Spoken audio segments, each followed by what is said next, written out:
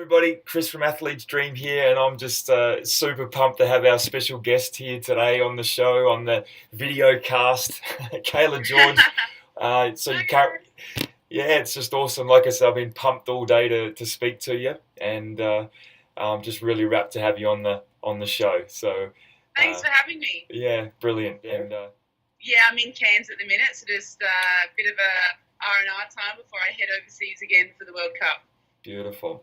So, and that's for the Australian Opals basketball women's team.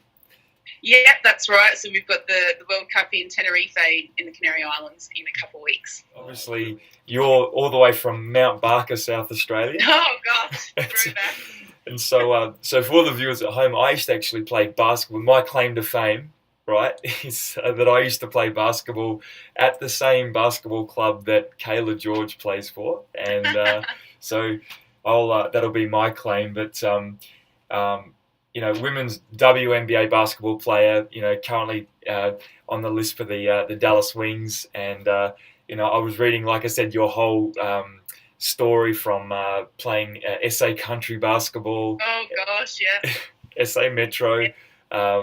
1 year with Metro, yeah. Yeah, that's right. And what else? Adelaide Lightning. Yeah. WNBL.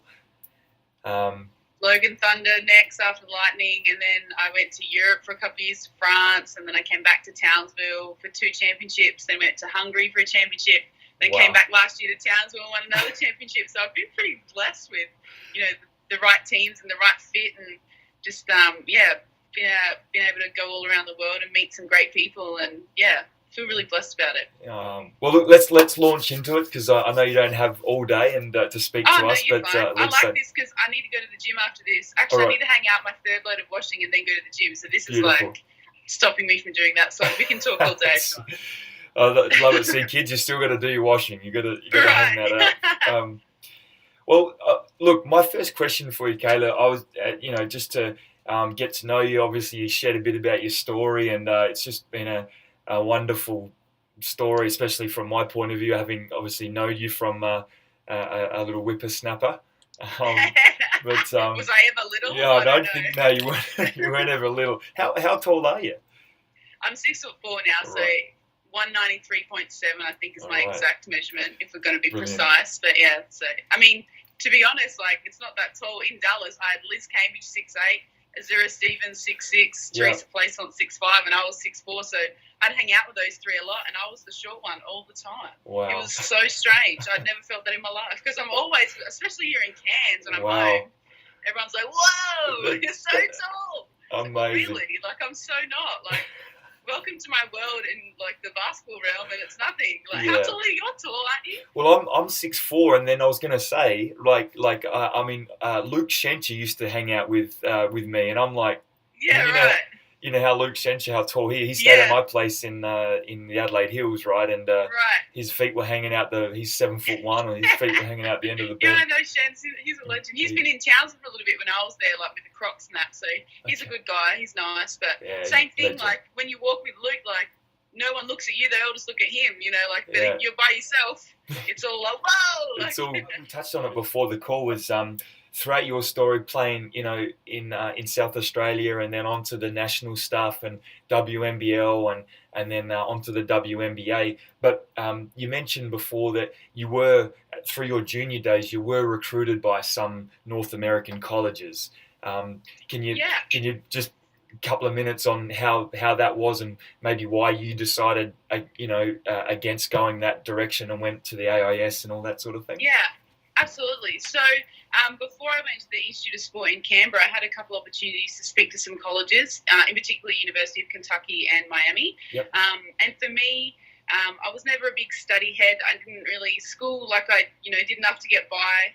And obviously I passed, but I was just like so into basketball, and I just going to the RAS and having to do the schooling and the training component there, I felt like that was the 3 years that I was there. To do another 4 of that just in my mind, wasn't for me. Sure. And in my era of girls that were at the AIS on scholarship with me, I think there was only 2 or 3 that went to college after. Because at that time in the WNBL, we were actually competing as the AIS in the WNBL. So we got a taste of it already, which kind of enticed me even more to stay. Okay. But now I think times are changing. There's a lot of Australian women going over to the college system, and I think it's great because, you know, get a free education while playing basketball, and it's great exposure. Yeah. You know, you strengthen your game, and then you can come back to, you know, Australia or Europe and still play professionally with a degree on your back. So something that I, you know, don't have is a degree yet, but that's the decision I made. But, you know, I do own my own business, and like we discussed before this started filming, you know, I'm learning as I go, and that's just the route that I've chosen. But I definitely think the college system is a great system. And like I said, now there's a lot more girls and women going over too. Like the boys have always kind of been prevalent in going over, but the girls have really picked it up. And I mean, there was a girl, Christy Wallace, was drafted in the draft this year. She did her ACL in her last season in Baylor, so she couldn't go to Atlanta, but you know, there's a great opportunity to get drafted, and you've got the exposure over there. So I really do think it's a great opportunity if you ever had one. What have been in your journey from, you know, growing up and then now, what have been some of your challenges? Like, sort of, what are some of 1 or 2 wicked challenges that you've had to overcome, etc. On your absolutely. journey? So the first big one that I'll say would be, as much as it's a blessing to be able to play all over the world and to experience some great countries, people, basketball styles, I miss home a lot. Like, I don't get homesick, but I certainly miss my family. I've got 2 huskies. I miss them. My husband's been fortunate enough to be able to, with his work life, been able to travel with me a lot. So that's been great. But, you know, we still have times that we're apart, and that's really tough. Right, I bet. So that would probably be one thing that, you know, you've really got to know what you're getting into. This lifestyle isn't for everyone, and being away a lot does suck, and I miss a lot, like my niece and nephew growing up. But, you know, when I do come back, it does make it that much more special. But I wouldn't change my job. Like, I still, you know, I'll continue to play until I retire, whenever that may be. Okay. I'm not even thinking about that at the minute, but whenever that may be.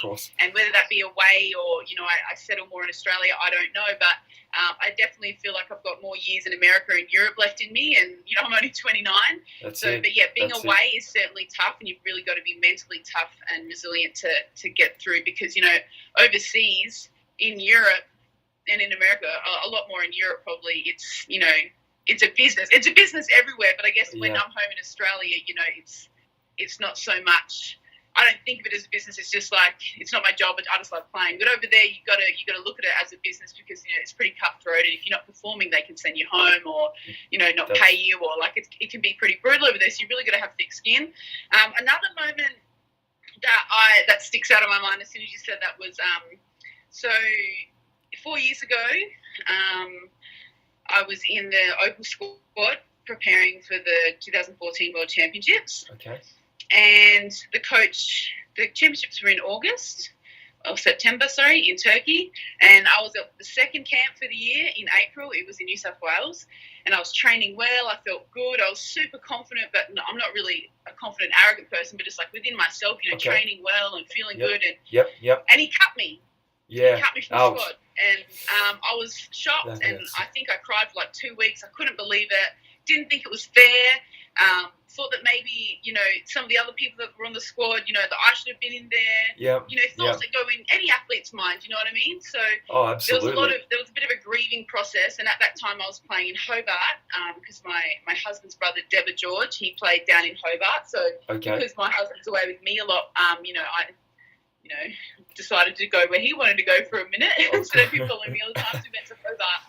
And, of course, me being there, the lady charge was like, "Do you want to play?" And I was like, "Oh, I can't say no to playing." So I played a couple of games with the Chargers, ended up getting into the grand final of the SEABA, which was exciting. We lost. But that same day I flew out to the Worlds. Hold on, I've got to get back to my story. So I went home to Hobart, and I just started, you know, focusing on the season, you know, tried to get it out of my mind. Didn't want to think about Opal stuff, because obviously I was quite upset by it. And didn't think it was right. I thought, you know, if I'm training well and doing well, and everyone, you know, messaging me after, you know, making sure I was okay, just, you know, I was really in a way. So anyways, went about my C-ball season, played really well. I think I only ended up playing like maybe like 10 or 11 games out of the under half of the games. Okay. And then Lauren Jackson couldn't go.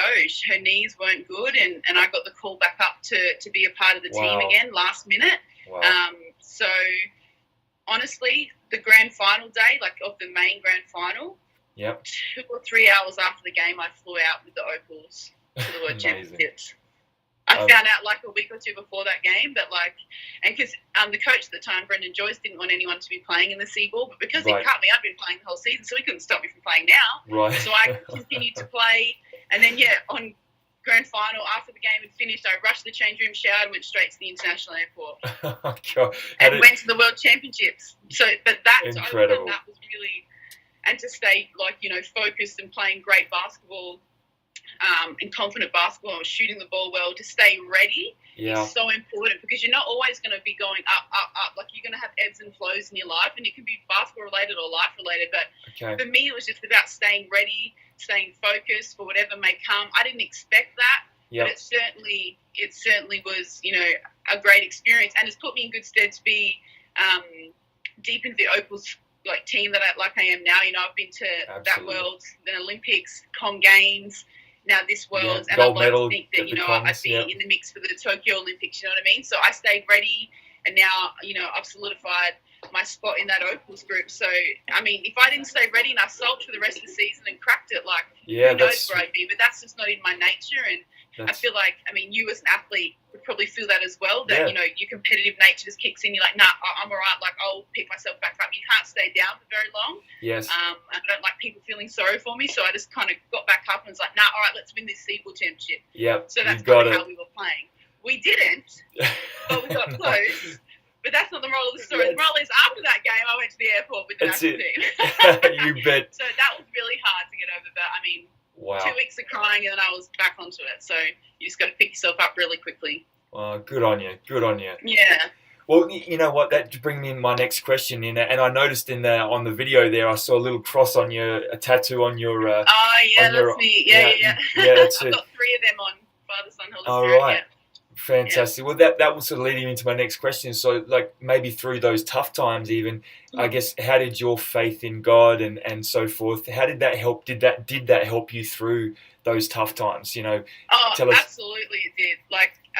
The last 4 or 5 years, my faith's grown in leaps and bounds, and there's still a long way to go. But way back when that happened, I certainly had my mum, who's my faithful warrior sister. She was, praying for me a lot and keeping me encouraged. And but I certainly looked to Jesus a lot and prayed just to give me strength and peace about the situation, which it certainly did. He certainly gave me that, because without that, I don't know how my headspace would have been. Okay. And I was actually just having a conversation with one of my good friends yesterday that, for me, I look around and I wonder how many people really do turn to Jesus in their time of need, and if they don't, how they even get through anything, because, he just brings such peace and clarity for me that he's really the reason that I'm here living this life that I do with the platform that I have, you know what I mean? So I'm so forever grateful, and he certainly helped me get through that time in particular, and, many times again, and will continue to. Oh, look, fantastic! It's great. I appreciate you sharing that, because absolutely. I know. Our next thing is about your business as well. Mm-hmm. Remi and Coco. Did I pronounce it correct? Yeah, that's right.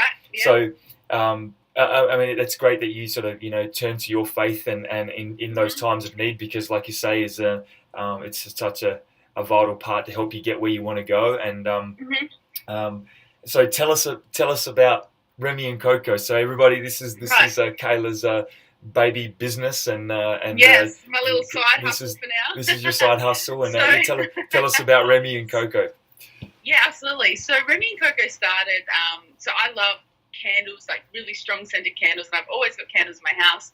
And I ended up just buying some candle stocks to make my own, and I made I think 6 or 7, and my teammates were like, oh, well, we'll buy them off you. I was like, oh, okay. And then I got a real rush in them wanting to buy something that I'd made. I was like, wow, this is cool. Okay. And then I put a photo on Facebook of my husband, with some of the candles that I'd made, and I had a huge order of a batch of 70 to make for different people around Australia that I had to send out. I was like, whoa, this is crazy. Okay. And then from that kind of spurred my love to like really do it seriously. Okay. And so then I put together like a business plan and like what I short-term goals, long-term goals, and stuff like that. And I never really envisioned the apparel stuff, but that kind of just came to me like a few months later. I was like, oh, why couldn't I do that? That's pretty cool, because that's still shining a light, spreading God's word and planting seeds of people. And then the candles are light because they are a flame, and that's light.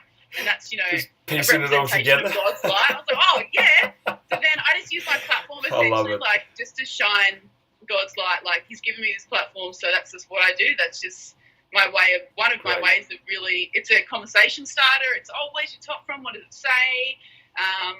And then the undertoning message to the candles are, they bring light. And then I added like diffusers and oil burners and stuff like that as well. We've even got some men's candles coming out. They're called Mandals. But yeah, just really enjoying the whole business structure and kind of learning as I go. And my website launched just over a year ago in April last year. And excellent. My sister in Cairns here, Ebony, she's my full-time employee of the year and only employee. So she does everything while I'm away, because obviously when I'm away overseas, I can't be like carting wax around like it's just impossible. So everything's based here in Cairns. I've got a clothing supplier in China. Her name's Stella. So she's amazing. Oh, so she's very accommodating. And she sends everything to Cairns and it disperses from here. Wow. So yeah. Fantastic. Well, I'll tell you what, Kay, we'll put a link at the when we get this up online and whatever. We'll put a link there, and hopefully we can help you do some more business or get some. Do you guys ship to like globally, or is it just to everywhere? Anywhere? Globally. Yeah, I think the most random place we shipped to was Russia. Hey, they need light over there too, I'm sure. They do. That's it. They need light and warmth in the winter. Yeah. So it was actually one of my American friends. She plays in WNBA. She was playing in Russia for the European season, and so she ordered like 6 or so candles. It was huge. Well, Europe can send globally. Great. Well, look, I mean, you've heard about. I'm now living in Montreal, Canada. It's -30 in the winter sometimes, right? Yeah. So I'm gonna have to order a few too. So yes, do it. I've actually sent some to Canada before. I've got a couple of Canadian teammates, so of course, we certainly ship there. Of course, you do. You got teammates all over the globe, I bet. Right. That's all. What advice would you give to young student athletes or young athletes going through any advice or a piece of advice that you'd like to give a youngster out there that wants to pursue their dream of basketball or sports in general? Yeah, I just say always have belief in yourself and stay confident. You're always going to have people around you that doubt you, that don't like you, that have stuff to say online about you or whatever. You just have to be confident in yourself. Yep. For me, I have a belief in Jesus, but that's helped me get through a lot. But honestly, like self-belief and knowing what you're capable of and what you want to do, and just having goals and going for it, and just having no limitations on getting there. Yep. That's probably my biggest thing, because I get asked this often. Yep, what's some advice for kids? And honestly, hard work. Nothing beats a bit of hard work. Natural talent can only get you so far, but everyone can have a bit of talent. It's just how much you want to work with it and work hard for what you want to achieve. Honestly, like don't set any limitations and stay confident. Yeah. Brilliant. Don't feel like that's the time that you have to have that conversation with yourself. That's when you got to do the hard work, whether you feel like it or not, right? Absolutely. For example, this week I've been feeling really flat, physically, mentally, spiritually. Like I've just been really flat to what I usually am. Nothing a bit of prayer can't fix. So that's what I've been, I probably need to do some more. I've got a prayer room in my house that I go in and just have some words with the big man upstairs. But, I've still been going out and training, because once I'm there, I just get into the zone. But even though I don't want to, and even today I was like, I don't even want to go. I'm just going to do my washing. Like, no, I've got to go to the gym. I'm preparing for a world championship. It's the bigger picture. I can have tomorrow off, because Saturday's my day off, not today. So I'm going to go. And it's just about your mindset. I mean, I've been doing this for a long time now. Been professional 11 years, showing my age, but I'm still a young Springbok. That's great. It's amazing. I'm pretty self-driven, and I guess you have to be. You've got to be self-driven, because it's, we play a team sport as well, so if you're getting better, then you're getting better and making your team better as well. Okay. So when you think about it like that in a selfless way, it also makes me like, oh yeah, I've got to be better for the team. So it's not just about me being better to get my stats, because it's never been about that for me. I want to win at this team sport. So for me, it's about making myself better for, for now, the Opals team coming up, World Championships, huge event, second biggest event, for women's basketball players behind the Olympics. Absolutely. And so when is that again? It's from the 22nd of September to the 30th in Tenerife in the Gran Canaria Island. So, Paris first, then Turkey, and then straight on to Spain. So I'll be away for about a month. Okay. Well, there you go. That's great. I'm just noting that down, because we have here in Montreal, we have Canada and Brazil men's basketball teams playing in 2 weeks exactly. So cool. for the FIBA qualification. Yep. Yeah, because their World Cup's next year, I think, in China. Right. Yes. Yeah. What's say your next goal, your next dream? What are you shooting for next? Yeah, sure. So I'd like to at some point have some kids and then come back and play basketball. I don't want to retire and have my kids. I'd like to, have kids and come back and play at a high level. Okay. That's always been a dream of mine. And I guess when I was like, a teenager in high school, I did set goals for myself. I wanted to play in the WNBL, play in the WNBA, play in Europe, go to an Olympics, win a medal, go to a World Championship at a senior level and win a medal. Because I went to the under-19 Worlds and under-21, and we won a silver at under-21. Okay. And then we won the bronze in Turkey with the Opals. But then I think we've got a pretty good chance to be on the podium, in a couple of weeks with the Opals again. Obviously, Rio was a bit of a disappointing finish for us. First time in the last 4 Olympics we haven't medalled, so that was not a nice feeling. Okay. So I certainly want to be in the mix for Tokyo to try and get a medal, because that's been a goal of mine since I was a teenager. So in saying all that, I've competed all those 5 things. There's little goals that stem off all of that, but I've certainly completed those main goals. But like I said, little goals that stem off of that, winning a medal at the Olympics. So I certainly still want to keep working hard and stay at this level, and even I can always improve. It doesn't matter what you've done. I can always make my game better. I'm never going to be perfect, and see how far I can improve and get my game. They say that my age now is like the peak time in a woman's career. So, I feel really good right now, and we'll see basketball-wise where I can go from here and how much better I can get and how much harder I want to work. And but then off court, like I said, kids are in the back of my mind a little bit or a lot. But then you can't just say, oh yeah, all right, let's have a kid now. So there's some logistical things. Sure. So we'll see what plays out. But there's also a lot of events coming up that I'd like to be a part of. Like I said, the Olympics is only less than 2 years away, so there's some stuff going on. But then business-wise, with Remi and Coco, I met some really great business people in Dallas.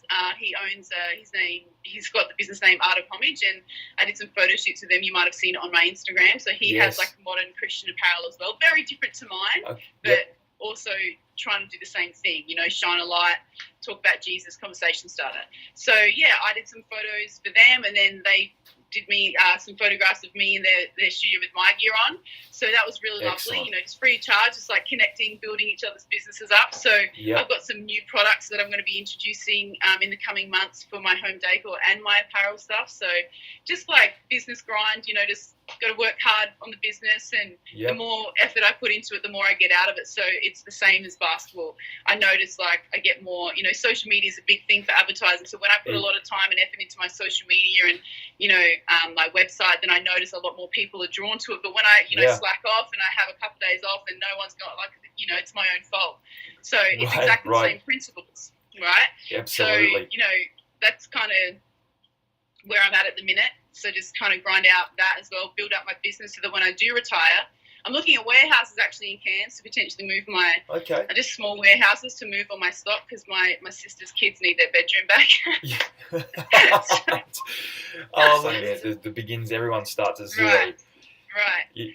So no, I'm excited for building the business so that when I do retire from basketball, because a lot of professional athletes, not just basketball players, they struggle when they retire because it's just like a massive hole that's not there anymore.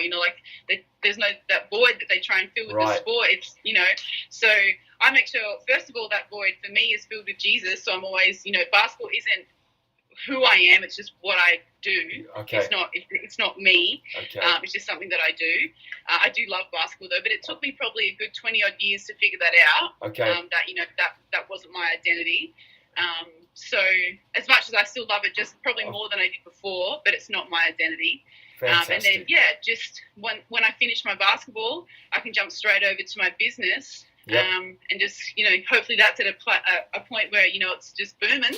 And I can just continue with that. And I've got a couple other little business ideas that I'd like to spring forth as well before I retire. So I'm a bit of an entrepreneurial mind, but I think that's important because basketball doesn't last forever and you've got to be smart with your finances. And that's what I'm trying to do.